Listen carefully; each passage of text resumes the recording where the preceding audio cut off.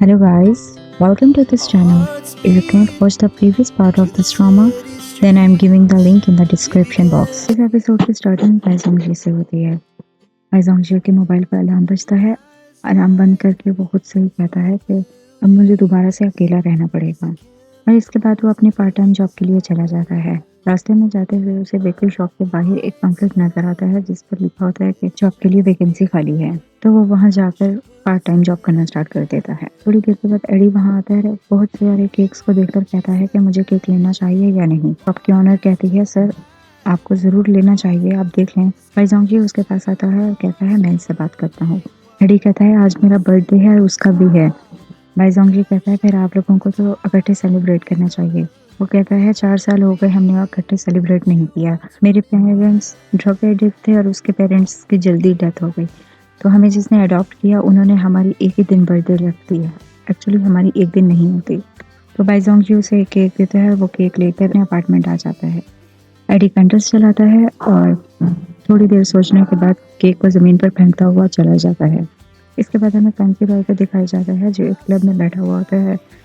तो उसके पास एडी आता है। फैंसी बॉय एडी को वोडका बना कर देता है और उसे कहता है हैप्पी बर्थडे और उससे पूछता है कि तुम चंजू को इतना पसंद क्यों करते हो।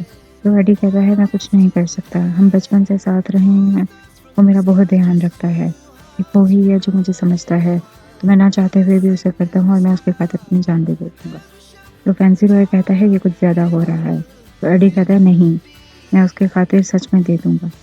इसके बाद हमें एडी, चंजी और फैंसी रॉय को बैठा हुआ दिखाया जाता है।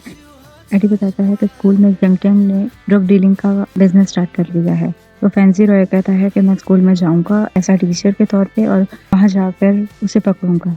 नेक्स्ट डे हमें स्कूल में फैंसी रॉय को दिखाया जाता है जो बाइजोंग की क्लास में ऐसा टीचर आया होता है। बाइजोंग देखकर बहुत सरप्राइज होता है। क्लास खत्म होने के बाद बाइजोंग फैंसी रॉय के पास जाता है और उसे कहता है तुम हो कौन? अब तुम मेरे पास आए इंजर्ड और अब तुम मेरे टीचर बनकर यहाँ आ गए हो। तो फैंसी रॉय कहता है मैं तुम्हें नहीं जानता, तुम कौन हो, और बेटर है कि तुम सबके सामने यही प्रिटेंड करो और मुझसे दूर रहो।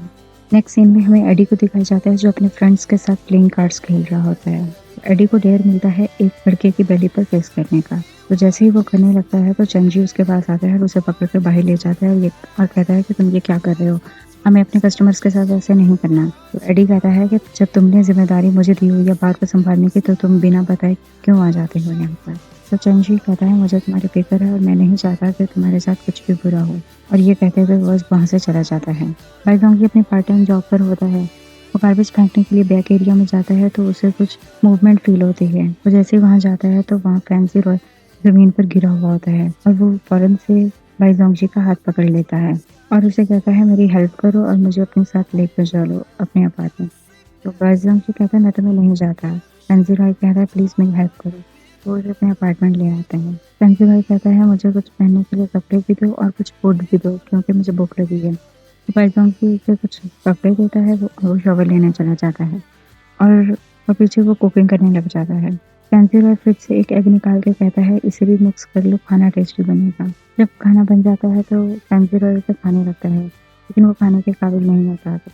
तो बाइजोंग उसके पास आता है उसे कहता है तुम इसे मत खाओ, मैं तुम्हारे लिए और ऑर्डर कर दूंगा। तो फैंसी रॉय कहता है ऐसे करो एक और स्पून लेकर आओ क्योंकि मुझे पता है कि तुम कभी भी इसे फेंकोगे नहीं, उल्टा तुम खाओगे, तो बेटर है कि हम दोनों मिलकर इसे खत्म कर लें। खाना खाते हुए ही बाइजोंग उसे इनवैल्व देता है और उसे कहता है तुम मुझे एक्स्ट्रा पैसे दे गए थे, जितने टोटल बने थे मैंने वो रख लिए हैं, ये ज़्यादा एक्स्ट्रा थे तो ये तुम वापस अपने पास रख लो।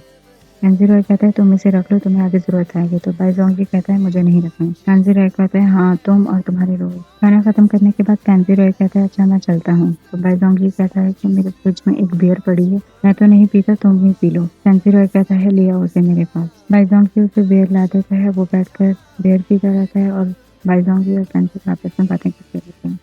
कुछ देर के बाद बियर खत्म हो जाती है और फैंसी रॉय कहता है मुझे चलना चाहिए। तो बाइजोंग कहता है 5 और पड़ी हैं वो भी पी लो।